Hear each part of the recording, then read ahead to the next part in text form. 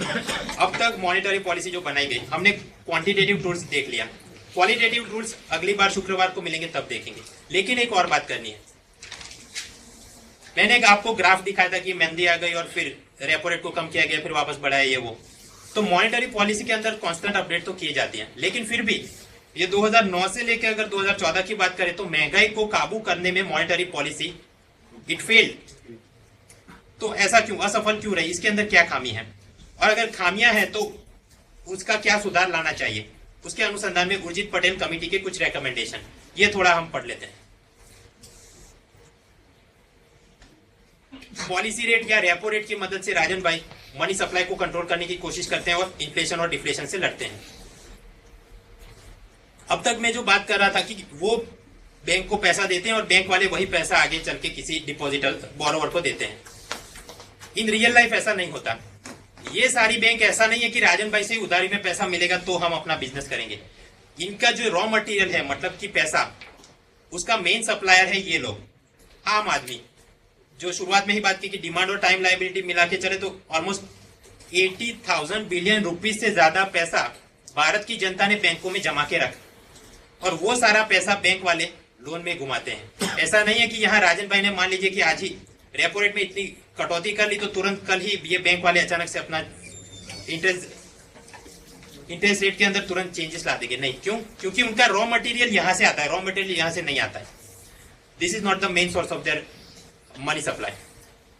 तो अब monetary policy की ये सबसे पहली खामी है, people don't have many investment alternative. सामान्य रूप से भारत की जनता कहां पे इन्वेस्ट कर दी, थोड़ा सेविंग अकाउंट में डाला, थोड़ा फिक्स डिपॉजिट और LIC EPFO की कोई पॉलिसी निकाल दी, ठीक है। मैक्सिमम करेंगे तो थोड़ा गोल्ड में रख दिया और एक आध कोई घर मकान वगैरह रियल एस्टेट इन्वेस्ट कर लिया। म्यूचुअल फंड्स है, शेयर मार्केट, इसमें बहुत कम लोग इन्वेस्ट करते हैं। इस कारण से बैंकों के पास कस्टमर का पैसा बहुत ज्यादा रहता है और उसी पैसे से वो अपना बिजनेस करते हैं। अगर आप अमेरिका में देखें तो वहां ये बेस बहुत लिमिटेड हुआ, क्योंकि वहां की public pension fund, mutual fund, hedge funds वगैरह में बहुत पैसा लगाती है। बैंकों के पास नीचे से पैसा नहीं आता, वो सारी बैंक अपने फेडरल रिजर्व का पैसा यूज करके आगे बिजनेस करती हैं। तो इस कारण अगर US फेडरल रिजर्व अपने रेपो रेट में मान लीजिए कुछ चेंज करेगी तो दूसरे ही दिन आपको नीचे फर्क दिखेगा, यहां ऐसा तुरंत फर्क आपको नहीं दिखेगा। तो ये इसकी पहली लिमिटेशन हुई। Second, unorganised money market, Shroff, money lender, ये लोग तो कसम खा के चलते हैं कि 25% से 36% के पीछे हम लोन में पैसा देंगे। तो राजन भाई वहां ऊपर नीचे कुछ भी करे, इनके मनी सप्लाई पे या फिर इनके इंटरेस्ट रेट में कोई फर्क नहीं आएगा, क्योंकि जो श्रॉफ होता है तो वो राजन भाई से रेपो रेट में पैसा नहीं लेता। वो कहां से लाता है? बिजनेसमैन, पॉलिटिशियन, पुलिसमैन, इनके जो 2 नंबर के पैसे हैं वो इस प्रकार से घूम रहे हैं। आगे बात, अगर गरीब आदमी चाहे तो भी बैंक से वो उधारी में उसे पैसा आसानी से मिलता नहीं, क्योंकि उनके पास बैंक अकाउंट नहीं होते। बैंक अकाउंट होते हैं तो फिर ये कागजात नहीं है, ये वो करके। तो लैक ऑफ फाइनेंशियल इंक्लूजन ये भी एक कारण है कि इस कारण से एक अलग से जो मार्केट बन गया है उसके इंटरेस्ट रेट या मनी सप्लाई पे राजन भाई का कोई कंट्रोल है नहीं। ये उनके मॉनेटरी पॉलिसी की लिमिटेशन है। अब तक हमने देखा कि हम तो बात कर रहे थे कि डिमांड साइड पे यहाँ पे जो लोगों के हाथ में पैसा था, राजन भाई कुछ करके मनी सप्लाई कम कर दे और महंगाई कम आ जाए। लेकिन अगर सप्लाई साइड कंस्ट्रेन है, बारिश ही कम हुई, सूखा आ गया, बाढ़ आ गई, कोई नेचुरल डिजास्टर हो गया, जमाखोरी हो रही है, तो वो सारे सप्लाई साइड कंस्ट्रेन पे भी राजन भाई का कोई कंट्रोल है नहीं। तो उस कारण से अगर महंगाई बढ़ती है तो monetary policy can not solve it. आगे बात, क्रूड ऑयल। पहले ये क्रूड ऑयल बहुत ऊपर चला गया था, $100 पर बैरल, अभी अचानक से नीचे आ रहा है $45 पर बैरल, ठीक। तो ये जो ग्लोबल मार्केट के अंदर ऊपर नीचे होता रहता है, राजन भाई उसे भी कंट्रोल नहीं कर पाते। और मान लीजिए किसी कारण से कोई बहुत बड़ा विश्व युद्ध हो गया और क्रूड ऑयल के प्राइस अचानक से बढ़ गए तो स्वाभाविक है पेट्रोल डीजल भी महंगा हो जाएगा, और उस कारण से पेट्रोल डीजल से ट्रांसपोर्ट होने वाली हर एक चीज, फिर वो दूध है, सब्जियां हैं, कोई भी तो वो सारा अपने आप महंगा हो जाएगा। मॉनेटरी पॉलिसी उसे भी कंट्रोल नहीं कर पाती। सरकार बजट बना दिया, आपसे कुछ पैसा टैक्स में लिया और फिर बहुत सारी स्कीम सब्सिडियां लगाती हैं, लेकिन जितनी उनकी आमदनी है उससे ज्यादा सरकार का खर्च रहता है। तो ये बीच में जो मिसमैच है उसे कैसे फिलअप करेगी सरकार? उधारी में कहीं से पैसा लाएगी, फिजिकल डेफिसिट करेगी, पब्लिक बोरोइंग, तो उसके अंदर जो पैसा आ गया और फिर उसका मिसमैनेजमेंट हो गया तो RBI उस मनी सप्लाई को भी कंट्रोल नहीं कर पाती। फॉर एग्जाम्पल, कोई आप सब्सिडी दे रहे हैं या नरेगा स्कीम चला रहे हैं और वो सारा पैसा गरीबों के हाथ में जाने की बजाय अगर सरपंच और तहसीलदार ले गए और फिर श्रॉफ उसे 36% पे इंटरेस्ट रेट पे चला रहा है, तो मॉनिटरी पॉलिसी उसे कंट्रोल नहीं कर पाती। Subsidy, black money, underground economy, तो ये सारे जो ऑब्स्टेकल हैं किसी भी डेवलपिंग कंट्रीज, ये भारत का सवाल नहीं, पाकिस्तान, बांग्लादेश या कोई भी, इन सभी की सेंट्रल बैंक अपनी मॉनिटरी पॉलिसी चाहे कितनी भी बढ़िया बना ले, वो तुरंत आपको असर नहीं दिखाएंगी नीचे। क्यों? क्योंकि सभी ये लोग इन्हीं ऑब्स्टेकल को फेस करते हैं। तो फिर सॉल्यूशन क्या होना चाहिए? सॉल्यूशन होना चाहिए उर्जित पटेल कमेटी ने जो रिकमेंडेशन की है उन्हें आप लागू करिए। देख लेते हैं। 2013 के अंत भाग में राजन भाई गवर्नर बनते हैं। आते ही उन्होंने 3 कमेटियां बना दी। पहली थी नई बैंकों को हम लाइसेंस देंगे, वो बंधन एंड आईडीएफसी। तो सारे लोन के पेपर्स आए, जो एप्लीकेशन पेपर्स आए थे उन्हें प्रोसेस करने के लिए उन्होंने बनाई एक बिमल जालन कमेटी। सेकंड, फाइनेंशियल इंक्लूजन, और ये गरीब लोगों को और छोटे व्यापारियों को आराम से बैंक से लोन वगैरह मिल जाए, उस अनुसंधान में उन्होंने एक नचिकेत मोर कमेटी बनाई। और थर्ड कि मैं मॉनिटरी पॉलिसी तो बना लूंगा लेकिन उससे महंगाई को काबू नहीं कर पा रहा हूं, तो हाउ कैन आई इंप्रूव या रिफॉर्म या strengthen my monetary policy framework. उसके अनुसंधान में उन्होंने बनाई उर्जित पटेल कमेटी। उर्जित पटेल कमेटी का नाम था expert committee to revise and strengthen the monetary policy framework. सितंबर में 2013 में बनाई और 2014 में रिपोर्ट आया। ठीक है, उर्जित पटेल 3 मुख्य बात करके गए। फर्स्ट, आरबीआई ने महंगाई को कंट्रोल करने के लिए एक टारगेट बना चाहिए 2 to 6% के बीच में। सेकंड, सरकार ने इस काम में आरबीआई की मदद करनी चाहिए। और थर्ड, आरबीआई की जवाबदेही तय होनी चाहिए। मान लीजिए आरबीआई महंगाई कम नहीं कर पाई तो फिर आप क्या करेंगे? राजन भाई को नौकरी से निकाल लेंगे, पगार से पैसा काट लेंगे, ईसीआर खराब कर देंगे। कुछ अकाउंटेबिलिटी होनी चाहिए, ऐसा उर्जित पटेल ने कहा। देखते हैं इतने सालों तक जो मॉनेटरी पॉलिसी बनी वो किस प्रकार से बनी। जो भी गवर्नर थे केवल WPI index, wholesale price index पे फोकस करते थे कि वहां पे कितनी महंगाई है। अब WPI के अंदर एक समस्या है। भारत की इकोनॉमी में, इंडियन इकोनॉमी में जीडीपी का 60% तो आता है सर्विस सेक्टर से, और सर्विस सेक्टर का पूरा जो महंगाई उसमें चल रही है वो WPI उसे कैप्चर नहीं करता है। तो अब WPI के अंदर क्या मूवमेंट हो रहा है उसके हिसाब से अगर गवर्नर अपनी पॉलिसी को ट्वीक करेंगे तो ग्राउंड पे कुछ रियलिटी अलग है। जैसे वो रोम जल रहा था और नीरो फिडल बजा रहे थे। ये पहली समस्या हुई। सेकंड, अब तक के सारे गवर्नर्स मल्टी टारगेट रखते थे। मल्टी टारगेट्स मतलब एक तो हम महंगाई कम करेंगे, दूसरा जीडीपी में ग्रोथ लाएंगे। कैसे? वो रेपो रेट थोड़ा बहुत हाई भी नहीं हो जाना चाहिए, थोड़ा लिमिटेड स्केल पे हो तो लोग कुछ होम लोन ले, ऑटो लोन ले, बिजनेस एक्सपांड हो, ये वो एम्प्लॉयमेंट ग्रोथ दिखे।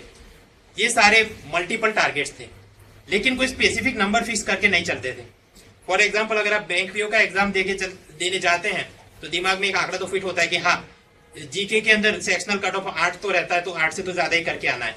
यहाँ पे ऐसा कोई मल्टी स्पेसिफिक नंबर फिक्स नहीं किया था कि महंगाई इतनी कम करनी है, जीडीपी इतना बढ़ाना है, नहीं, कुछ भी नहीं। उर्जित पटेल ने बोला कि ये सारा खेल आप बंद करिए, कुछ नई सिस्टम लाते हैं। नई सिस्टम कि WPI को नहीं, आरबीआई ने फोकस करना चाहिए कंज्यूमर प्राइस इंडेक्स CPI, और उसके अंदर CPI भी बहुत सारे होते हैं, एग्रीकल्चर लेबरर का, फिर इंडस्ट्रियल वर्कर का, ये वो नहीं। ऑल इंडिया लेवल पे रूरल प्लस अर्बन कंबाइन करके जो CPI निकलता है उस पर आप टारगेट करिए। और स्पेसिफिक जैसे बैंक में वो सेक्शनल कट ऑफ रहते हैं, ऐसा ही कुछ सिस्टम यहाँ पे भी कि महंगाई मिनिमम 2% इतनी तो होनी चाहिए, इससे नीचे भी नहीं जानी चाहिए। क्यों? क्योंकि फिर वापस बहुत डिफ्लेशन हो जाएगा तो बच्चों की पिटाई शुरू हो जाएगी। और दूसरी बात कि महंगाई बहुत ऊपर भी नहीं जानी चाहिए। मैक्सिमम लेवल उसने बोला 6%। टेक्निकली वो जो बोल के गया, CPI को आप कंट्रोल कीजिए 4% और 2% का उसमें बैंड रखते हैं। आप समझे? 4% प्लस 2% होगा 6, और -2 करेंगे तो क्या होगा 2। तो 2 to 6% इसके गैप में आप महंगाई को काबू में करिए। आप अपनी मॉनेटरी पॉलिसी जब भी बनाए तो इस प्रकार से बनाइए कि CPI 4% और 2% बैंड के अंदर महंगाई काबू में हो जाए। इसी प्रकार की system Mexico, south Africa, Israel, बहुत सारे देशों के अंदर उनकी सेंट्रल बैंक यही सिस्टम यूज करती है। ये वाली तो बहुत कम लोग यूज करते हैं। इस कारण से हमने इस वाले सिस्टम के अंदर आने की जरूरत है। एक उसने केस स्टडी भी इसमें बताई थी। चिली नाम का एक देश है, और 90s के एरा में वहां पे 25% महंगाई थी, सीपीआई उनका 25% था। लेकिन उन्होंने भी तय किया कि हम बैंड सिस्टम से चलेंगे कि 3% सीपीआई और ±1% का बैंड। और उस प्रकार से उन्होंने जब टारगेटिंग शुरू किया तो धीरे धीरे करके वापस वो भी उस बैंड के अंदर सक्सेस रहे महंगाई को काबू में लाने में। जब उर्जित पटेल अपनी ये रिपोर्ट बना रहे थे इन द लेट 2013, तब सीपीआई चल रहा था 10% के आजू बाजू। तो उर्जित पटेल ने एक रोड मैप भी दे दिया कि आप काम शुरू करिए, महंगाई अभी है 10%, अगले 12 महीनों के अंदर उसे घटा के ला दीजिए आप 8% पे, उसके अगले 12 महीने मतलब आज से 24 महीनों में आप लाके रख दीजिए 6% पे और फिर 4%। इस प्रकार से उसने एक रोड मैप भी दे दिया। ठीक है, ये टारगेट अपने को मिल गया, 4% है, ±2 करना है। डेडलाइन भी मिल गई कि ये 12 महीने और 24 महीने। लेकिन लागू कैसे करेंगे? उर्जित पटेल ने बोला कि लागू करने के लिए तो अपना एग्जिस्टिंग सिस्टम सही है, रेपो रेट ही अपना पॉलिसी रेट होगा, मतलब आप जो भी बदलाव करना है केवल रेपो रेट के अंदर करिए। लेकिन ये रेपो रेट कौन बनाएगा? गवर्नर खुद नहीं बनाएंगे। एक आप एक्सपर्ट कमेटी बनाइए, मॉनेटरी पॉलिसी कमेटी, उसके अंदर एक्सपर्ट बिठाइए और फिर मेजोरिटी वोटिंग से ये तय होगा कि 8% रखना है, 9%, 7%, जो भी, मतलब मॉनेटरी पॉलिसी कौन बनाएगा? एक व्यक्ति नहीं, एक कमेटी बनाएगी। ये रिफॉर्म आप लाएंगे। जहां तक ये दूसरी चीजों की बात है कि रेपो से रिवर्स रेपो रेट 1% कम होना चाहिए और एमएसएफ 1% ज्यादा होना चाहिए, ये तो बराबर है। और इसके अंदर कोई ±1 के स्प्रेड में आपने कोई बदलाव करने की भी जरूरत नहीं है। लेकिन महंगाई से लड़ना है तो आप हमेशा ये रखिए कि सीपीआई जितना भी है हमेशा रेपो रेट उससे थोड़ा हाई रखिए, तभी जाके वो मनी सप्लाई पे इफेक्ट दिखा पाएगा और महंगाई को कम कर पाएगा। क्या रघुराम राजन ने उर्जित पटेल की बात को माना? Answer is yes. उन्होंने जो काम शुरू किया कि मैं तो हर 2-2 महीने पे अपडेट करूंगा, और ये काम उन्होंने शुरू किया 2014 के अप्रैल महीने से। तभी उनकी first by monthly monetary policy review में राजन भाई ने बोल दिया कि आज से हम सीपीआई को टारगेट करेंगे, हम डब्ल्यूपीआई को टारगेट नहीं करते, हम सीपीआई को टारगेट करते हैं। तो अगर एमसीक्यू में आपको पूछा जाए कि आरबीआई किसको टारगेट, याद रखे सीपीआई, और वो भी क्या? All India rural plus urban combined. Second, जो उर्जित पटेल बोल के गए कि 12 महीने और 24 महीने की डेडलाइन में हमने काम करना है, वो भी बात राजन ने मान ली। राजन का अभी टारगेट ये है, जनवरी 2015 में मुझे सीपीआई कम करके लाना है 8% पे, और जनवरी 2016 में मेरा टारगेट है कि वो और कम होके आ जाए 6% पे। ठीक है, ये स्पेसिफिक ऑफिशियल उनके टारगेट हैं। 2015 मतलब 8%, एक साल बाद 6%। क्या राजन ये काम कर पाएंगे? हाँ, लेकिन राजन ने खुद बोल दिया है कि मेरे सामने कुछ चैलेंजेस हैं, कठिनाइयां हैं। First, El Nino. El Nino क्या है? एक ज्योग्राफिकल फिनोमिना है कि जिसके कारण सूखे जैसी परिस्थिति का निर्माण होता है, तो अपने आप सप्लाई साइड कंस्ट्रेंट बन जाएगी। ऑनियन नहीं बन रहे, नए पैदा नहीं हो रहे, पोटेटोज पैदा नहीं होंगे, तो अपने आप महंगाई दिखेगी, उसको मैं कंट्रोल नहीं कर पाऊंगा। सेकंड, जियोपॉलिटिकल प्रॉब्लम्स, ये सीरिया, इराक, आईसिस का प्रॉब्लम चल रहा है, ऊपर यूक्रेन का प्रॉब्लम चल रहा है। अगर उसके अंतर्गत यदि कोई बड़ा युद्ध हो गया और क्रूड ऑयल के प्राइस अपने आप बढ़ गए, तो स्वाभाविक है पेट्रोल डीजल महंगा हो जाएगा और सारी चीजें महंगी हो जाएगी। ये तो मैं इसे कंट्रोल नहीं कर पाऊंगा। एंड थर्ड, सरकार बहुत सारी नई स्कीम, सब्सिडी शुरू कर दे और वहां पे लीकेज हो और मिसमैनेजमेंट हो जाए, तो भी अपना काम बिगड़ जाएगा। अगर ये 3 चीजें मुझे परेशान ना करें, देन यस, मैं जनवरी 2015 में महंगाई कम करके 8% पे ला दूंगा और 16 में 6% पे ला दूंगा। ये स्पेसिफिक उनका नया ये रोड मैप या रिफॉर्म मॉनेटरी पॉलिसी में क्या लिए गए, तो ये लिए गए हैं। क्या ऐसा करते हुए राजन भाई को कुछ सफलता मिली? सफलता तो मिली। आप देखिए, सीपीआई कम, जो अपना टारगेट था 8 और 6, उससे तो काफी कम चला है 4% पे, और डब्ल्यूपीआई तो कम होते होते 0% पे हो गए। But it is irrelevant. क्यों? राजन भाई अब इस पर फोकस नहीं करते, he is only concern with CPI. लेकिन इसकी गिरावट के साथ साथ तुरंत उन्होंने अपना रेपो रेट कम नहीं कर दिया। कारण उन्होंने बताया कि इसको स्टेबिलाइज होने दीजिए, ऐसा नहीं कि आज ये हुआ तो हम कल ये करेंगे, कुछ स्टेबिलिटी दिखे तो फिर मैं उसे कुछ कम करूं। और इसी कारण से बहुत बार उनको क्रिटिसाइज किया गया, खासकर पिछले 2 महीने के अंदर। आप अगर न्यूज़पेपर पढ़ते हो, अरुण जेटली जहां भी कुछ सेमिनार में स्पीच देते हैं तो वो बोलते हैं कि रेपो रेट को कम करने की आवश्यकता है ताकि इंडस्ट्री ग्रो कर पाए। फिर दूसरे भी हिंदू वगैरह के अंदर कॉलम लिखते हैं तो वो तो यही समझ के चलते हैं कि हम राजन भाई से ज्यादा कल ही न्यूज में ये भी आया था कि राजन भाई को बेस्ट गवर्नर का अवार्ड मिला है, ठीक, यूरोपियन कोई मैगजीन के द्वारा। क्यों मिला?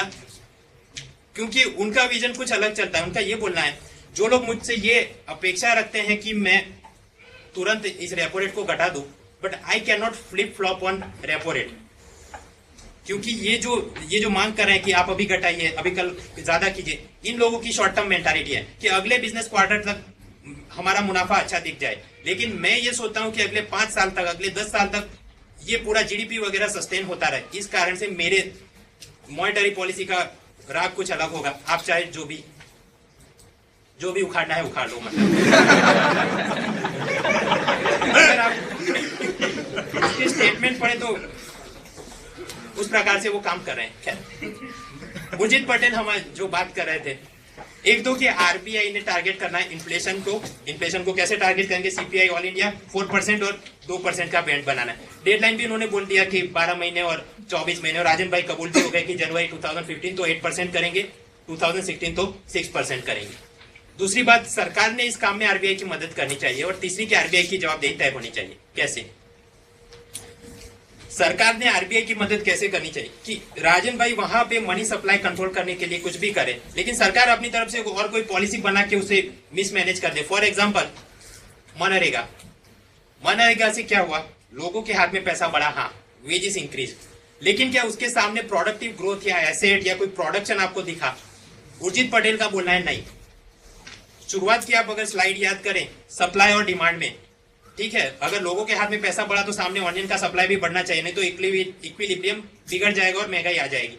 तो ये प्रोडक्टिव ग्रोथ नहीं हो रहा। तो उर्जित पटेल का ये कहना है कि ऐसी सभी स्कीमों को थोड़ा स्ट्रीमलाइन करने की जरूरत है। सेकंड, सब्सिडी लीकेज को आप रोकिए, करप्शन को बंद करवाइए, एडमिनिस्ट्रेटेड प्राइस को भी बंद करवाइए। एडमिनिस्ट्रेटेड प्राइस का क्या है? यूरिया तो उसके दाम सरकार तय करती है, फिर पेट्रोल और डीजल और केरोसिन एलपीजी इनके भी पहले दाम सरकार तय करती थी। जब एडमिनिस्ट्रेटेड प्राइस किए जाते हैं तो मतलब कि सरकार क्या दे रही है? सब्सिडी दे रही है। किसी को सब्सिडी दे रही है तो अपने आप लीकेज हो रहा है, करप्शन हो रहा है, मनी सप्लाई बिगड़ रहा है। In short, government should pursue fizzle consolidation. Fizzle consolidation का मतलब ये कि अपने गलत खर्चे, स्कीम, सब्सिडी थोड़ा कम कीजिए, फिजल डेफिसिट थोड़ी कम कीजिए, तो फिर अपने आप मनी सप्लाई सही रूप से मैनेज हो पाएगा। तो ये उर्जित पटेल की दूसरी बात कि सरकार ने आरबीआई की मदद करनी है। और तीसरी बात कि आरबीआई की अपनी जवाबदेही तय होनी चाहिए। अगर सरकार अपनी तरफ से बोले कि हाँ हम आपको मदद करते हैं, और फिर भी अगर राजन भाई महंगाई को काबू में ना कर पाए, तो फिर क्या सजा देंगे आप? प्रेजेंट मैकेनिज्म क्या है आरबीआई की अकाउंटेबिलिटी की? गवर्नर की अपॉइंटमेंट होती है आरबीआई एक्ट के अंतर्गत। इस कारण से आरबीआई का गवर्नर सरकार को डायरेक्टली रिस्पॉन्सिबल है, उसे जवाब देना पड़ता है। ये सीएजी या सुप्रीम कोर्ट के जज या इलेक्शन कमीशन की तरह इंडिपेंडेंट नहीं है। सरकार चाहे तो उसे निकाल सकती है। सेकंड, आरबीआई एक्ट के मुताबिक जनहित में अगर सरकार चाहे तो गवर्नर को कुछ दिशा निर्देश भी कर सकती है। They can issue directives in public interest. For example कि सीआरआर आप इतना करवाइए, एसएलआर इतना करवाइए, रेपो रेट इतना बनवाइए। लेकिन इन ऑर्डिनरी सर्कमस्टेंसेस सरकार आरबीआई के काम में दखल नहीं देती है, कन्वेंशन बना हुआ है। अब क्योंकि आरबीआई एक्ट के तहत इनकी नियुक्ति की गई है, इस कारण से आरबीआई का गवर्नर पार्लियामेंट को भी जवाबदेह है।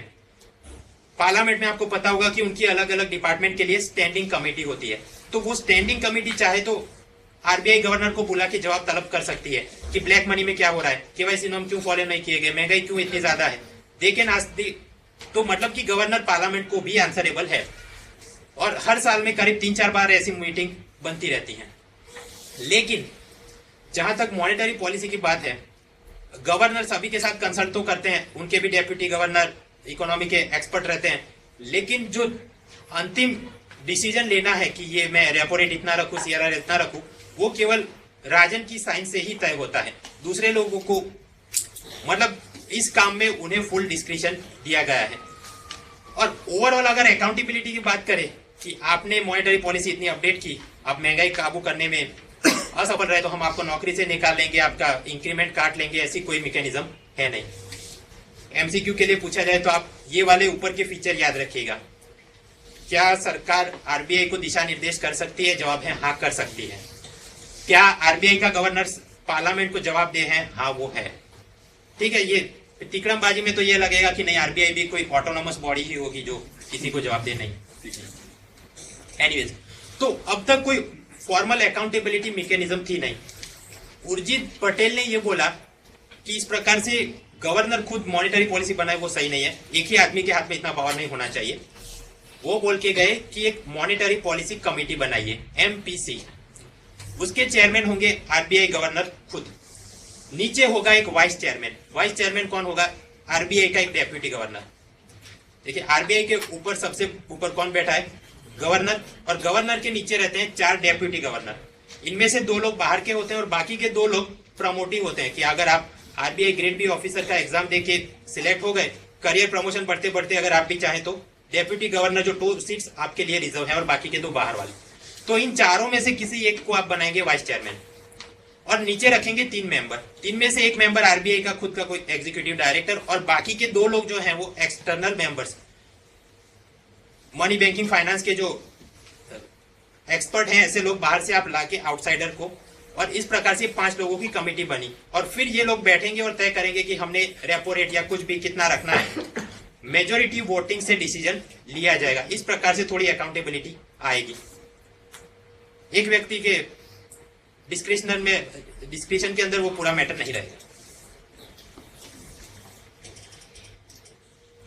तो अब तक जो हमने बात की, टारगेट उर्जित पटेल ने बोला कि 4% का रखना चाहिए, 2% का बैंड होना चाहिए।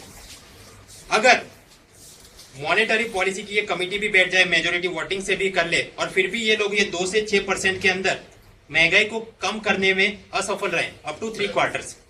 3 क्वार्टर्स का मतलब क्या होता है? 1 साल के अंदर होते हैं 12 महीने, और उसके आप 4 टुकड़े कर दीजिए तो 1 क्वार्टर में कितने महीने आएंगे? 3 महीने। 3 × 4 = 12। तो अगर 3 क्वार्टर्स तक, मतलब 3 + 3 + 3 9 महीनों तक ये कमेटी वाले महंगाई को उस बैंड के अंदर काबू में ना कर पाए, तो फिर हम समझेंगे कि ये लोग उसमें असफल रहे हैं।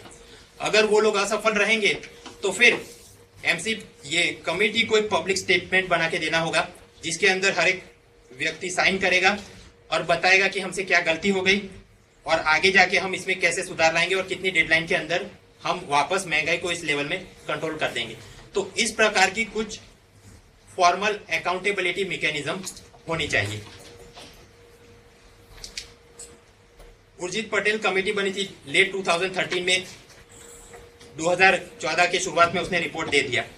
आप तैयारी कर रहे हैं सीसेट 2015 की, उसमें सीधे रूप से ये इतना महत्वपूर्ण नहीं है, लेकिन उसके कॉन्सिक्वेंस में जो बना कि जनवरी 2015 में इतना टारगेट रखा गया, या फिर अब WPI को नहीं CPI को टारगेट करते हैं, ये सारे फैक्ट इंपॉर्टेंट है। अगर मुख्य परीक्षा में कुछ पूछा जाए कि मॉनेटरी पॉलिसी में क्या सुधार की आवश्यकता है या कुछ रिफॉर्म लाने चाहिए, स्ट्रेंथन कैसे करना चाहिए, ये सारे मुद्दे ही आप लिख दें। 100 वर्ड्स 200 वर्ड्स आराम से असेंबल कर सकते हैं। इंटरव्यू में आपसे पूछा जाए कि रोल प्लेइंग टाइप के जो सवाल निकलते हैं कि आपको कलेक्टर बना देंगे तो आप क्या करेंगे, अगर आपसे पूछा है आपको आरबीआई गवर्नर बना देंगे तो आप क्या करेंगे, तो फिर उसका जवाब ये नहीं होता कि मैं नियमित रूप से आ जाऊंगा और ईमानदारी से काम करूंगा। उसका जवाब होता है ये जो उर्जित भाई बोल के गए। क्या बोल के गए? कि मैं एक कमेटी बनाऊंगा और कमेटी के मेजोरिटी वोटिंग से हम डिसाइड करेंगे कि अपना इन्फ्लेशन का टारगेट क्या होना चाहिए। मैं सरकार से दरख्वास्त करूंगा कि आप अपनी सब स्कीम सब्सिडी थोड़ी कम कीजिए ताकि, और उसके अंदर करप्शन लीकेज कम करवाइए ताकि मुझे मॉनेटरी पॉलिसी कंट्रोल करने में सुविधा रहे। मैं अपना इतना टारगेट सेट करूंगा, इतनी डेडलाइन में उसे इम्प्लीमेंट करूंगा। ठीक है, इस प्रकार से कुछ जवाब बनाने हैं। उसी प्रकार अगर आपको पूछा है कि फाइनेंस मिनिस्टर बनाएंगे तो आप क्या करेंगे, तो फिर जो भी कमेटी वहां पे चल रही है, फॉर एग्जांपल वो शोम पैनल चलती है जनरल अग्रीमेंट और GAR करके, या फिर डायरेक्ट टैक्स कोड में कोई बात चल रही है, तो फिर आप कहेंगे हाँ मैं वो इम्प्लीमेंट करूंगा, GST में ये बात करूंगा। उस प्रकार से आप जवाब बना सकते हैं। इतने मुद्दे सफिशिएंट है अपने पास कि आरबीआई गवर्नर आपको बना दे तो आप क्या करेंगे। उसके अलावा भी कुछ चल रहा है। राजन भाई चाहते हैं कि आरबीआई को सरकारी डिपार्टमेंट जैसा नहीं, लेकिन एकदम कॉर्पोरेट स्टाइल में मैं कन्वर्ट कर दूं। अभी की सिस्टम कुछ ऐसी है कि बहुत सारे डिपार्टमेंट हैं अलग अलग। राजन भाई का विजन ये है कि इन सारे डिपार्टमेंट्स को मैं 5 क्लस्टर्स के अंदर बांट दूं। 5 क्लस्टर कैसे? एक मॉनेटरी पॉलिसी का, एक रेगुलेशन का, एक सुपरविजन, फाइनेंशियल मार्केट सर्विसेज। ठीक है, ये याद करने की जरूरत नहीं, सिर्फ कि 5 क्लस्टर वो बनाना चाहते हैं। और फिर ये सारे डिपार्टमेंट थोड़े यहाँ पे गए, थोड़े यहाँ पे, थोड़े पे यहाँ पे, और हर एक क्लस्टर का एक डेप्यूटी गवर्नर होगा। और फिर जो भी व्यक्ति, मान लीजिए आपको पोस्टिंग मिल गया रेगुलेटरी क्लस्टर के अंदर, तो उसी के अंदर जो डिपार्टमेंट है वहां पे आपका ट्रांसफर और प्रमोशन होगा। ऐसा नहीं कि फिर आपका ट्रांसफर हो जाएगा मॉनेटरी पॉलिसी में। ऐसा करने से क्या होता है, स्पेशलाइजेशन डेवलप होता है। ठीक है, जितने भी कॉर्पोरेट है, फॉर एग्जांपल गूगल, तो गूगल का मार्केटिंग का जो गाय होगा तो मार्केटिंग का ही काम। ऐसा नहीं कि फिर 2 महीने के बाद उसको कि तुम अब सिक्योरिटी का काम देखो। मतलब इंटरनेट सिक्योरिटी और जो होता है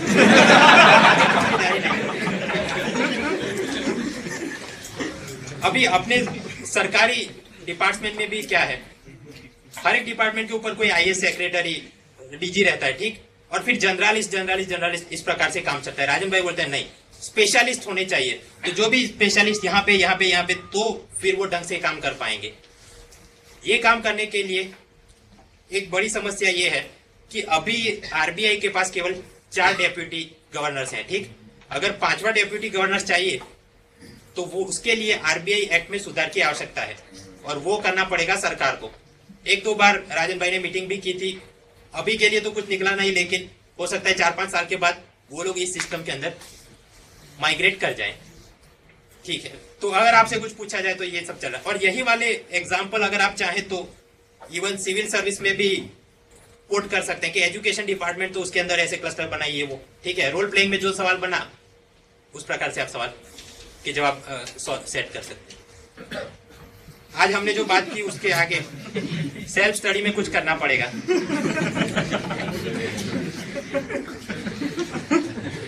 क्योंकि अंत में हैरी पॉटर ने वोल्डेमॉर्ट से खुद लड़ना है। ठीक है,